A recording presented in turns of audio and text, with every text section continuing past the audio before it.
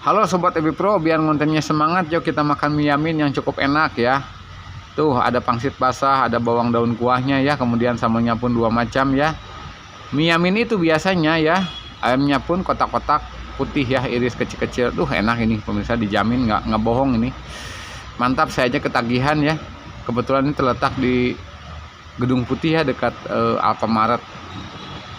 Biar kontennya makin semangat pemirsa ya.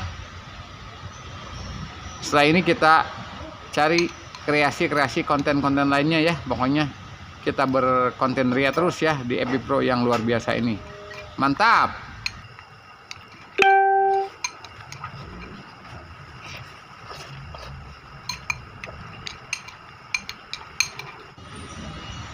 Dulu kita pernah kesini ya, tapi sekarang kita ulangi lagi dan memang enak pemirsa ini ya. Tuh di samping Alfamart Gedung Putih.